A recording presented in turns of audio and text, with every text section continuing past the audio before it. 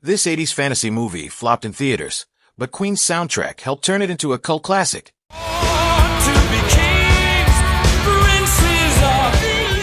In 1986, Highlander hit cinemas with a wild premise. It told the story of a mortal swordsman fighting through centuries all the way to modern day. But critics weren't impressed, and the box office was even worse. The only thing that stand out was the soundtrack, written by Queen. Just give me the prize! Director Russell Mulcahy originally asked the band for just one song, but after watching an early cut of the film, Queen loved it, and ended up delivering a full lineup of original tracks. Most of these songs later appeared on their Kind of Magic album, or are often called Highlander's unofficial soundtrack.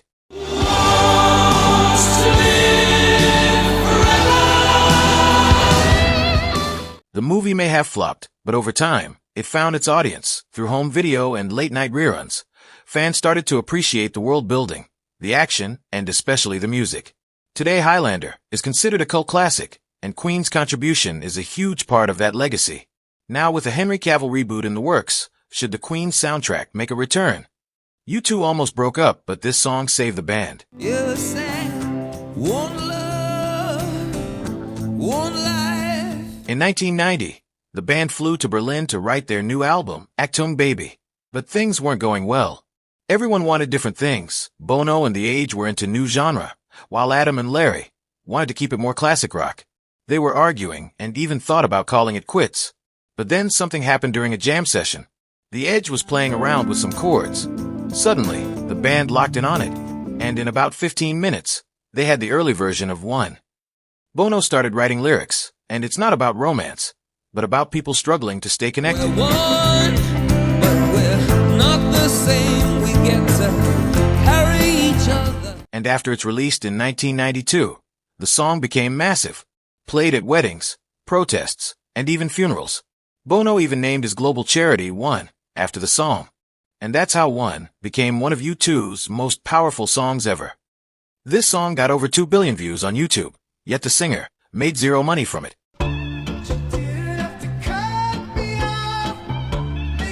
Somebody That I Used to Know by Gadier was a global hit in 2011. It became the soundtrack of heartbreak at the time. But funny enough, Gadier recorded the whole thing in a barn behind his parents' house near Melbourne. Originally, it was a solo track, but then Gadier felt that breakups involved two people. So he reached out to Kimbra, a New Zealand artist that he discovered on Melbourne Community Radio. She found the collaboration a bit weird at first, but agreed in the end. And the result was #1 in over 20 countries, a Grammy, and over 2 billion views on YouTube. But despite all that, Gadier refused to monetize the music video. He didn't want listeners interrupted by ads. He wanted people to focus on the music, without distractions or commercialization. So, yeah, one of the biggest songs of the decade made no AdSense money. Britney Spears said no to Umbrella, and that no made Rihanna a superstar. You have my heart, and we'll never be worlds apart. Back in 2007, producers wrote Umbrella with Britney in mind, but her label rejected it, saying she already had enough tracks for her album Blackout. Then it was offered to Mary J. Blige, but she had scheduling conflicts and never even got to hear the demo. And finally, it landed in Rihanna's hands, and the rest is history. When the sunshine, we shine together. Told you I'll be here forever. She was just 19 when she recorded it, and it became the turning point in her career. Umbrella stayed atop of the Billboard Hot 100 for 7 consecutive weeks, and top charts around the world, and even won a Grammy for Best Rap Song Collaboration with Jay-Z. Good thing Rihanna said yes. This singer literally died on stage while performing his biggest hit.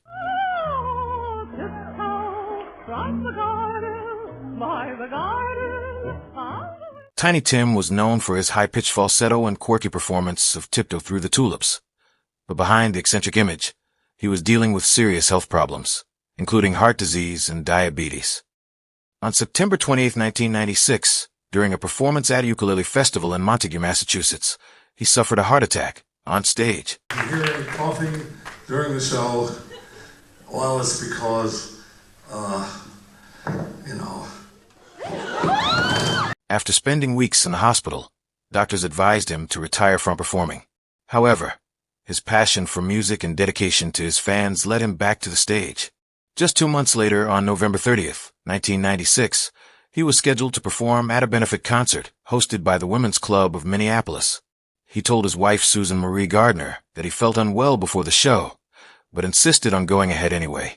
Then, during his performance of Tiptoe Through the Tulips, he collapsed from a second heart attack. Susan tried to help him back to his table, but it was too late. He was rushed to Hennepin County Medical Center and pronounced dead at 11:20 p.m. at the age of 64. Freddie Mercury secretly had a daughter, according to a new biography. In the book Love, Freddie by Leslie Ann Jones, it's claimed that Freddie had a daughter, referred to as B, born in 1976 from an affair with the wife of one of his close friends. B is now 48 and works in healthcare somewhere in Europe. She says she had a close and loving relationship with Freddie, that he was always part of her life until his death in 1991. She also claims that Freddie gave her 70 volumes of his personal journals, which she later shared with the author to support her story. If true, this could completely reshape what we thought we knew about Freddie Mercury's private life. So what do you think? It's been 20 years since this song dropped. 20 years ago today, I put out the song that bought me this house. I mean, who would have thought? A song about being high as a kite on drugs, stalking someone else's girlfriend, would resonate quite so much. You're Beautiful by James Blunt was actually inspired by a moment when he saw his ex on the subway with her new boyfriend. They locked eyes, said nothing, and just walked past each other. He then went home and wrote the lyrics in just 2 minutes.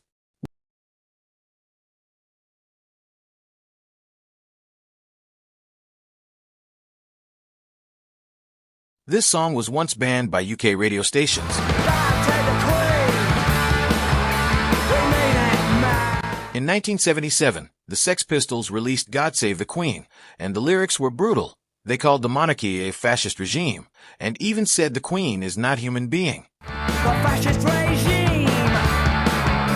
She ain't no human being. And the timing couldn't have been more controversial. It came out on May 27th, just days before Queen Elizabeth II's Silver Jubilee, marking 25 years on the throne. By May 31st, BBC and other major stations banned the song, calling it offensive and inappropriate. But that didn't stop the song. It still climbed to number 2 on the UK charts. Some even believe it actually hit number 1, but the charts were manipulated to keep it from topping the list during Jubilee week. This song wasn't just made to chart. It was made to help people going through tough times.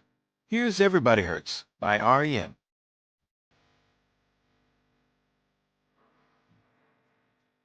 Released in 1993 on the album Automatic for the People, Everybody Hurts was written with one clear purpose: to comfort people who are struggling. The idea came from the drummer Bill Berry, which, funny enough, they didn't even use real drums, but just a simple loop to keep the focus on the lyrics. The lyrics are intentionally simple. No metaphors, no riddles, just a straight-up message that you are not alone and things can get better. And the music video adds even more emotion. It shows people stuck in traffic, but then they step out of their cars as if choosing to move forward, instead of staying stuck. Jim Morrison's stolen graveside bust has finally been found, after being missing for 37 years. Back in 1981, Mladen Mikulan, a fan and Croatian sculptor, created a bust of the Doors frontman and placed it at Morrison's grave in Père Lachaise Cemetery, Paris. It quickly became a popular spot for fans visiting the site. But in 1988, the bust was stolen, and for the next 37 years, its whereabouts remained a mystery. But that changed recently when French police, during a fraud investigation unrelated to the theft, discovered the long-lost sculpture. The bust was found damaged, with its mouth and nose missing, just as it had been before it was taken. It is currently in the possession of Paris authorities, and there's still no official word whether it will be returned to the grave or kept somewhere safer. So what do you think?